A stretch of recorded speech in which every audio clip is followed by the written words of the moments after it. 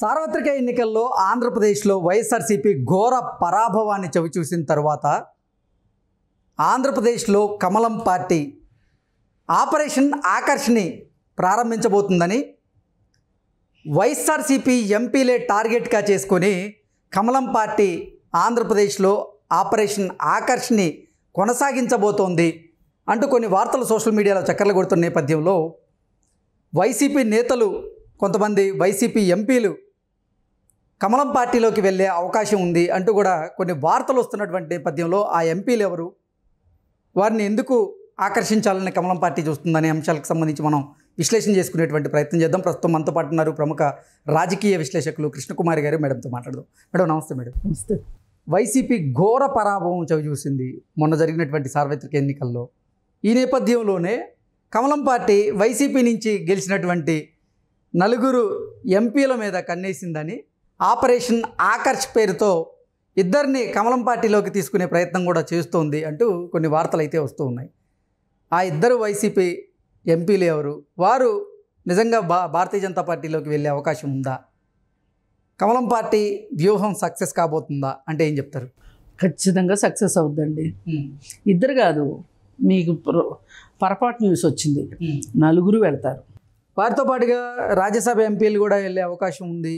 విజయసాయిరెడ్డి నేతృత్వంలో రాజ్యసభ ఎంపీలు అందరూ కూడా భారతీయ జనతా పార్టీలో క్యూ కట్టబోతున్నారంటూ కూడా కొన్ని వార్తలు వస్తాయి. ఇవాళ ఒకళ్ళు, రేపు ఇంకొకళ్ళు, ఎల్లుండి ఇంకొకళ్ళు, అంతే తప్పితే రోజులు తేడా తప్పితే మరి ఒకేసారి కట్టగట్టుకుని వెళ్తే వీళ్ళకి సిగ్గుండదు వాళ్ళకి సిగ్గుండదని జనాలు అంటారేమోనని, కానీ లేకపోతే వీళ్ళందరూ వెళ్ళే బ్యాచే. అంటే ఇంకా వైసీపీ కేల్ కథం అంటారా? అయిపోయింది. నేను మొన్నే చెప్పానుగా, ఉండదు, వైసీపీ ఉండదు. అందుకే ఈ సంగతులు తెలిసిన వాళ్ళు ఎవరికి వాళ్ళు తట్టాబుట్టా సర్దుకుంటున్నారు. ఈ తట్టాబుట్టా సర్దుకునే ప్రాసెస్లో వైఎస్ అవినాష్ రెడ్డికి ఆయన కేసు, బాబాయ్ కేసు, అవినాష్ రెడ్డికి, మిథున్ రెడ్డికి వాళ్ళ వ్యాపారాలు, మరి ఇంకో ఇద్దరు గురుమూర్తి గారు తిరుపతి నుంచి, అలాగే అరకు ఎంపీ, వాళ్ళకి పెద్ద పెద్ద అవసరాలు ఉండవు, కానీ మనం ఏకాకులు అయిపోతాము అనే ఉద్దేశంతో జగన్మోహన్ రెడ్డి అధికారం ఉన్న రోజే పలకరించలేదు. అధికారం కూడా లేనప్పుడు వెళ్తే ఏది పట్టుకుని ఇసిరి కొడతాడు అనే భయం కూడా ఉంటుంది. జగన్మోహన్ రెడ్డి దగ్గరికి అంత ఈజీగా యాక్సెస్ ఉండదు, వెళ్ళటానికి వీళ్ళు తడుస్తారు. నిన్న చూసాం కదా మనము ఆయన ట్రీట్మెంట్ ఎలా ఉంటుందో. ఇంత జరిగాక కూడా ఇసుమంతా కూడా మారలేదు జగన్ రెడ్డి. ఈ ఓడిపోయిన అభ్యర్థులు, గెలిచిన అభ్యర్థులు అందరూ వెళ్ళారు ఇంటికి. తను చక్కగా కుర్చీలో కూర్చున్నాడు, అందరిని నుంచోబెట్టాడు, స్కూల్ పిల్లలు నుంచోబెట్టినట్టు. వాళ్ళంతా స్కూల్ పిల్లల్లాగా పిచ్చి మొహాలు వేసుకుని ఉన్నారు. ఈ పిచ్చి మొహాలు అందరూ జగన్మోహన్ రెడ్డి ఏం మాట్లాడమంటే అది మాట్లాడి, ఏం చేయమంటే అది చేసి, ఏమీ చేయొద్దంటే ఏమీ చేయకుండా ఉండి, ఆస్తులు కరగబెట్టుకుని, కొంతమంది ఆస్తులు కరగబెట్టుకున్న వాళ్ళు ఉన్నారు ఇందులో. అందరిదాకా అందలా mining mafia, sand mafia, land mafia, liquor mafia, ఇవన్నీ అందరికీ అందలా. ఆ అందాలంటే కూడా వాళ్ళకి కొన్ని అర్హతలు ఉండాలి, యాక్సెస్లు ఉండాలి. అయితే ఇప్పుడు ఈ కాంట్రాక్టర్లకి బిల్లులు రాకపోతే కూడా కొంతమంది ఎమ్మెల్యేల దగ్గరుండి ఆ పని చేయించి పెట్టి పర్సంటేజ్లు తీసుకున్నారు. ఇట్లా డబ్బు నొక్కేసిన వాళ్ళు చాలామంది ఉన్నారు, కానీ అసలు ఏ పాపమో తెలియని వాళ్ళు కూడా ఉన్నారు పాపం వాళ్ళు. సరే, ఈ విధంగా కొంతమంది అంటే రాజకీయాల్లోకి వచ్చి డబ్బులు తినమని కాదు నా ఉద్దేశం, అసలు చెప్తున్నా. మరి ఇలాంటి అండాదండా లేని వాళ్ళు ఏమైపోతారు? ఇక రేపు నుంచి సజ్జల రామకృష్ణారెడ్డి, భార్గవ్ రెడ్డి ఇట్లాంటి వాళ్ళు ఎవరు ఉండరు.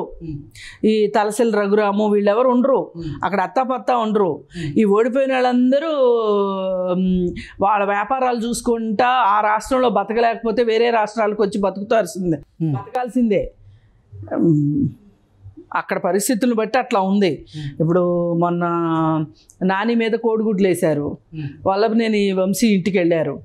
అయితే వాళ్ళు కూడా ఏం చేస్తున్నారు అంటే తెలుగుదేశం కార్యకర్తలని రెచ్చగొడుతున్నారు. వాళ్ళు కూడా రెచ్చగొడితే ఇప్పుడు వీళ్ళు ఎంతో కొంత విజయోత్సాహంలో ఉన్నారు.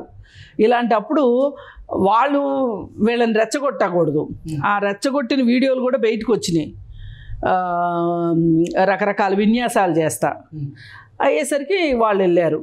ఏదైనా ఏ హింస అయితే జరగొద్దు అనుకుంటున్నామో ఆ హింస జరిగేలాగా వాళ్ళే చేస్తున్నారు. సరే ఎన్నిటికీ కూడా స్క్రిప్ట్లు ఉంటాయి కొన్నాళ్ళ పాటు. ఇక ఏదేమైనా సరే ఇక ఎవరి కాళ్ళు కలుగుల్లో ఎలుకల్లాగా వెళ్ళిపోయిన తర్వాత ఎవరి పనులు వాళ్ళు చేసుకోవటం మొదలెట్టిన తర్వాత ఇక జనాలకి ఏం పట్టింది, వీళ్ళందరూ ఉండి రెచ్చగొట్టి ఎంపీటీసీలకు పోయింది, అందరికీ సౌండ్ పోయింది. ఏదున్నా మొత్తం వాలంటీర్లను జగన్ గారు ఆయన కింద ఉన్న ఒక కోటరీ ఒక 4-3 చూసుకున్నారు తప్పితే మిగతా వాళ్ళకి పని లేదు. అందుకే ఎన్నికలు ఇలా జరిగినాయి. ఇప్పుడు వీళ్ళకి కూడా ఇప్పుడు నిన్న ఇతను అంటున్నాడు ఎవరు జోగి రమేష్, అతను ఏదో పెద్ద గొప్పోడని కాదు కానీ మొత్తం జరిగిందంతా సజ్జల రామకృష్ణారెడ్డి ప్లస్ తలసిల రఘురాం వల్లే జరిగింది అని చెప్పి మాట్లాడుతున్నాడు. ఇంకొకళ్ళు ఇంకొక మాట మాట్లాడగలిగిన వాళ్ళు మాట్లాడుతున్నారు. కానీ మాట్లాడే పరిస్థితి లేని వాళ్ళ పరిస్థితి ఏంటి? ఇప్పుడు వాళ్ళ చాలామంది నాయకులు మాచర్ల ఏరియాలో పోయినసారి ఎలక్షన్ జరిగినప్పుడు 2019 ఎలక్షన్ తర్వాత దాదాపు కొంతమంది అయితే సంవత్సరం పాటు వేరే ఊర్లు వెళ్ళి తలదాచుకున్నారంట. హైదరాబాద్లో పిల్లలు ఉంటేనో, మద్రాసులో పిల్లలు ఉంటేనో, లేకపోతే ఏదైనా సరిహద్దు ఇప్పుడు కృష్ణానది అవతల వాళ్ళు ఉంటారు, యువతలు ఉండే వాళ్ళల్లో చుట్టకాలు ఉంటాయి కదా, అట్లాంటి చోటు ఉన్నారంట. మరి ఇప్పుడు కూడా అదే పరిస్థితి పునరావృతం అవ్వకూడదని కోరుకుందాం మనం. ఏదైనా అది మంచిది కాదు. సరే ఇప్పుడున్న పరిస్థితిలో వీళ్ళు వచ్చి తెలుగుదేశంలో చేరలేరు. పోనీ కాంగ్రెస్లోకి వెళ్దాము అంటే కాంగ్రెస్ కూడా ఇంకా వీళ్ళనందరినీ ఇముడ్చుకునే పరిస్థితిలో కాంగ్రెస్ లేదు. ఇంకా జనసేనలోకి వెళ్ళలేరు. ఇప్పుడు చూస్తేనా మనోడు ఏ ప్యాలెస్లో ఉంటాడో తెలియదు. ఇప్పుడు అధికారం ఉంది కాబట్టి తాడేపల్లి ప్యాలెస్లో ఉన్నాడు. లేదు నేను బెంగళూరు ప్యాలెస్లో ఉంటాను అన్నాడు అనుకోండి, లేదు నువ్వు ఇక్కడే ఉండాలి మాకు తోడని చెప్తారా? మొన్న లండన్ వెళ్ళిపోయాడు, ఇక్కడ గొడవలు చేయండి అని చెప్పి లండన్ వెళ్ళిపోయాడు. పిన్నెల్లోళ్ళకి ఏం చెప్పాడు, మీరు వెళ్ళి హైదరాబాద్లో పార్టీ ఆఫీస్లో దాక్కోండి అని చెప్పాడు, సాక్షి ఛానల్లో దాక్కోమని చెప్పాడు. వాళ్ళు వచ్చి ఇక్కడ ఉన్నారు. మరి పిన్నెల్లి కోసం తగాదాబడిన వాళ్ళు సామాన్య కార్యకర్తల పరిస్థితి ఏంటి? ఇది ఆలోచించాలి కదా. ఇప్పుడు నువ్వు గొడవ చేయమంటవే కాదు, కార్యకర్తలను కూడా కాపాడుకోవాలి కదా నువ్వు. అలాంటి పరిస్థితిలో ఇప్పుడు కొంతమంది, ఇప్పుడు వల్లభనేని వంశీ ఉన్నాడు, అమెరికా వెళ్ళి గ్రీన్ కార్డుకి అప్లై చేసుకున్నాడు. ఇప్పుడు కొంతమంది ఏమైపోద్దంటే అట్లా పారిపోవటం ఇష్టం ఉండదు కొంతమందికి ఇక్కడ ఉండలేని పరిస్థితి ఉంటుంది. నేను అనొద్దు కానీ ఇప్పుడు కోడెలని ఏ విధంగా ఆత్మహత్య చేసుకునేటట్లు మీరు ఇబ్బందులు పెట్టారో తెలుసు కదా.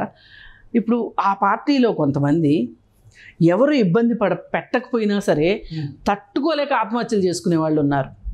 ఎందుకంటే వాళ్ళు అంత నమ్మారు జగన్ని. జగన్ నేను 30 ఏళ్ళు ఉంటాను అని ఈ అనలిస్టులని తోటి అబద్ధాలు చెప్పించటం, ఈ ఏమంటారు ఎగ్జిట్ పోల్స్లో అబద్ధాలు చెప్పించటం, మీడియా మొత్తం చేతిలో పట్టుకొని చెప్పటం, ఇవన్నీ చేశాడు కదా. చేసేసరికి వాళ్ళు కూడా నిజం నమ్మారు. నమ్మి గొడవలు పడ్డారు. లేకపోతే ఎందుకు గొడవలు పడతారు చెప్పండి? వీడు ఓడిపోతాడు అంటే కనుక, జగన్ రెడ్డి ఓడిపోతాడు అంటే గొడవలు పడి కేసులు పెట్టించుకుంటారు ఎవరైనా? మరి వీళ్ళందరికీ ఇవాళ ఇంకెక్కడికి వెళ్ళే అవకాశం లేదు. వాళ్ళకున్న అవకాశం వల్ల బీజేపీలోకే వెళ్తారు. ఆ బీజేపీ కూడా మనం అనుకున్నట్లు రాహుల్ గాంధీ అన్నట్లు వాషింగ్ మిషన్ పార్టీ కదా అది. అసలు ఫస్ట్ వాషింగ్ మిషన్లో పడాల్సిన వాళ్ళు ఇద్దరు ఆంధ్రప్రదేశ్లో, అవినాష్ రెడ్డి, మిథున్ రెడ్డి. ఓకే, ఆ ఇద్దరు ఫస్ట్ వాషింగ్ మిషన్లో వేయించుకొని సో దీన్ని బట్టి ఏంటి అంటే ఇలా ఈ వైసీపీ పార్టీ ఒక రకంగా అనధికారికంగా బీజేపీలో విలీనం అవుతుంది. Okay madam, thank you. Thank you.